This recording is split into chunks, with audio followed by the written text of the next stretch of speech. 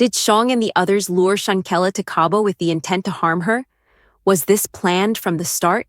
And when they came back home without her, carrying only her luggage, what did they tell you happened to your daughter? She got sick from drinking. It was alcohol poisoning. She just drank too much. Weeks have passed since Shanquella Robinson's tragic death, and people are still outraged, demanding justice. Just when it seemed this case couldn't get any worse, new details have emerged. Details that suggest her death wasn't an accident. It may have been something far more sinister. But why? What could make them turn on her like that? And what is the FBI saying now? The heartbreak of Shanquella's death has shaken the community, and so many questions remain. If you're just now hearing about this case, here's what happened. Shanquella went to Cabo, Mexico, with 6 people she thought were her friends. They were celebrating a birthday. She left North Carolina perfectly healthy, traveling with Malik Dyer, Winter Donovan, Elise Hyatt, Dejanay Jackson, her best friend Khalil Cook, and Nazir Wiggins. But Nazir later claimed he arrived a day later than the rest of the group and wasn't there when things took a deadly turn. According to Shanquella's mother, Khalil called her the day after they arrived, saying Shanquella had gotten sick from drinking too much, alcohol poisoning. Later, he called again, saying medical staff was in their room trying to revive her. And then the final call. Shanquella didn't make it. But what really happened in that villa in Cabo? The truth is starting to come out, and the world is watching. Khalil and the rest of the group decided to cut their holiday trip short and return to North Carolina. But what makes this even more bizarre is that they left Shanquella's body in Mexico while taking her luggage back with them. Khalil then dropped her things off at her parents' house. In a recent interview, Shanquella's mother revealed that Khalil continued to lie when he returned her daughter's belongings. He claimed Shanquella died from alcohol poisoning.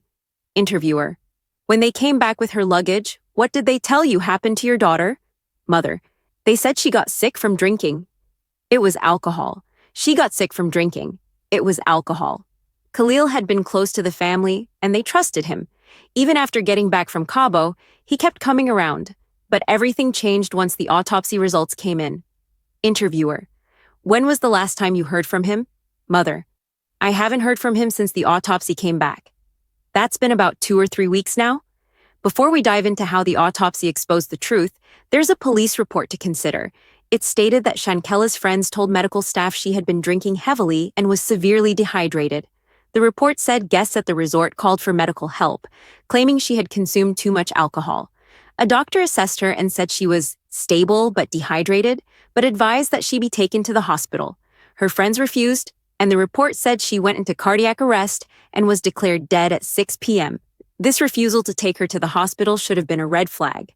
But as we now know, it seems her friends lied about the alcohol poisoning, and the medical staff didn't dig any deeper.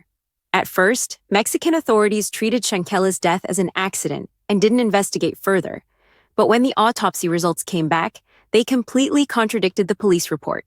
According to the police, she died at 6 p.m., but the autopsy stated that her time of death was actually 3 p.m., a 3-hour difference that raises questions about the initial report's accuracy.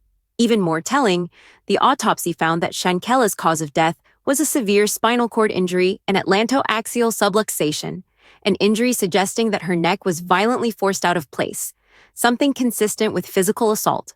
What's even more damning is that there was no alcohol in her system at all. If her death had been due to alcohol poisoning, it would have shown up in the autopsy.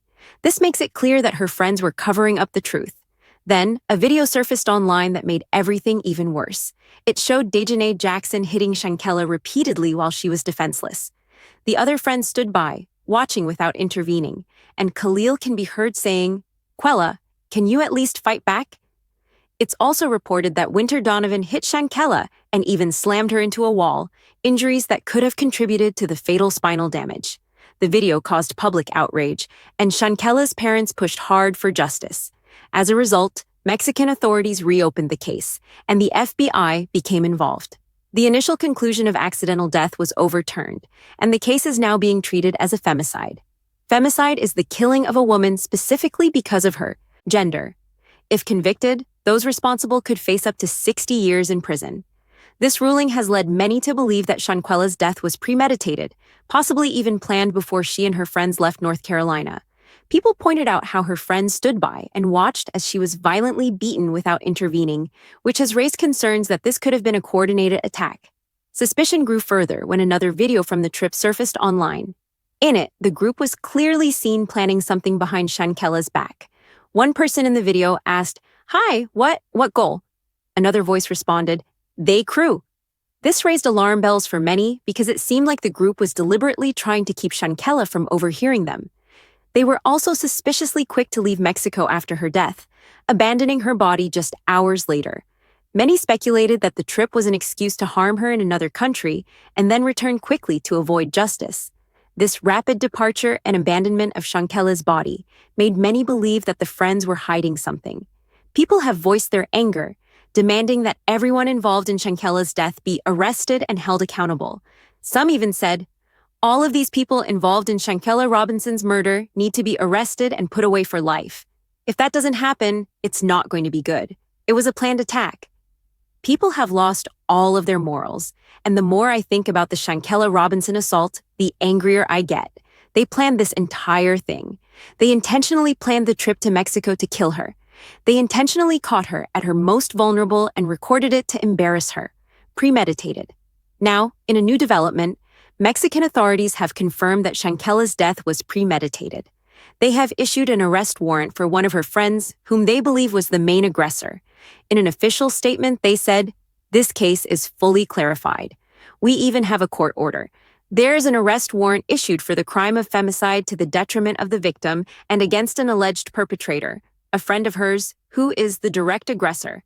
Actually, it wasn't a quarrel, but instead a direct aggression. We are carrying out all the pertinent procedures, such as the Interpol alert and the request for extradition to the United States of America. It's about 2 Americans, the victim and the culprit." While the name of the person involved hasn't been confirmed, many believe the warrant is for Dejanay, following the viral video of the attack. Although this provides some sense of justice, it's still unclear whether extradition will happen. Experts say the chances are about 50-50. If U.S. authorities aren't convinced that Mexico has a strong case, it's possible the suspect won't be extradited. However, the FBI is still investigating, and charges could still be filed.